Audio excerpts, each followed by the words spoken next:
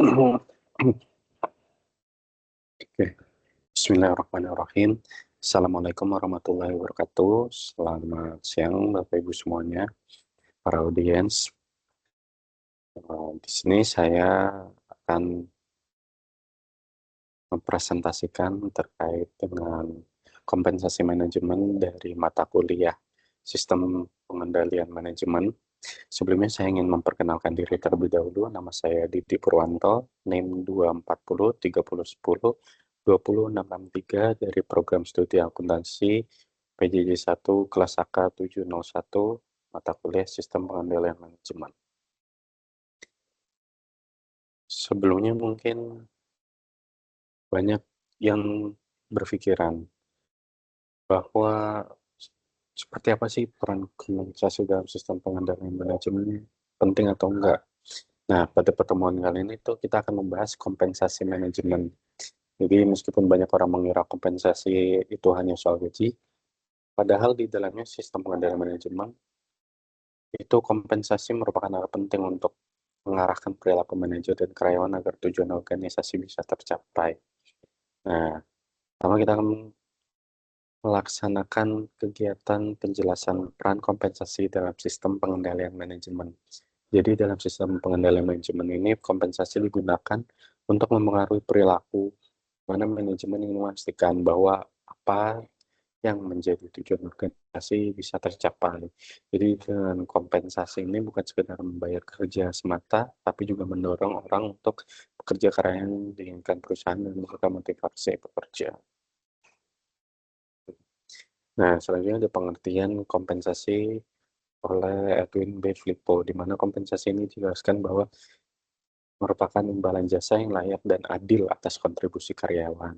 Mana kata kunci di sini adalah layak dan adil, di mana jika karyawan merasa kompensasi tidak adil, maka motivasi dan kinerjanya akan menurun. Juga sistem pengendalian menjadi tidak efektif.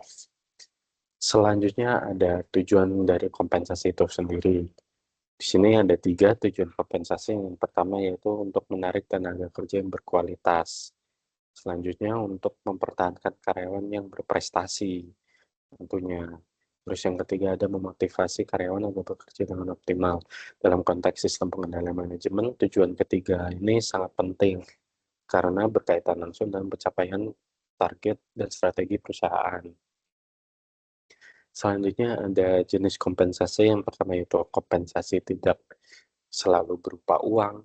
Ada kompensasi finansial langsung seperti gaji dan bonus. Juga finansial tidak langsung seperti tunjangan juga asuransi.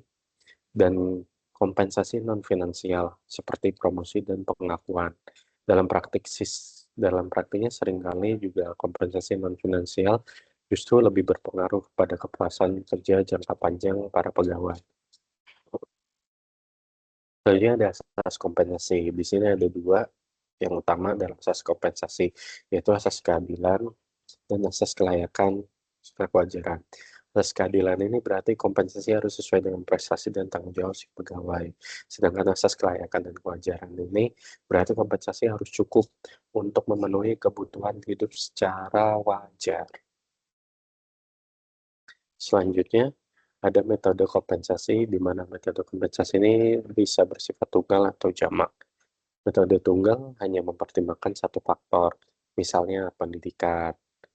Sedangkan metode jamak itu mempertimbangkan banyak faktor, seperti pengalaman, jabatan, dan sifat pekerjaan. Metode jamak ini juga lebih mencerminkan kondisi nyata di organisasi tempat pegawai bekerja. Selanjutnya ada sistem kompensasi, yaitu ada sistem kompensasi waktu, hasil, dan borongan. Sistem berbasis waktu ini cocoknya untuk pekerjaan yang sifatnya rutin, sedangkan sistem berbasis hasil lebih mendorong kinerja tentunya karena akan memotivasi si pekerja.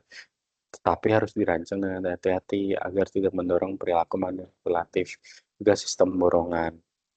Selanjutnya ada kebijakan kompensasi.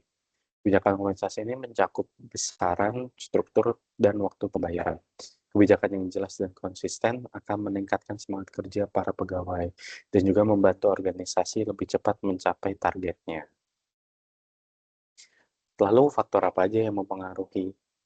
Nah, Faktor-faktor yang mempengaruhi ini lebih ke pasar tenaga kerja, ada kemampuan perusahaan, dan juga produktivitas, juga regulasi pemerintah. Besarnya kompensasi ini dipengaruhi oleh banyak faktor seperti yang tadi dijelaskan. Karena itu kompensasi adalah keputusan strategis, bukan sekedar urusan human resource management.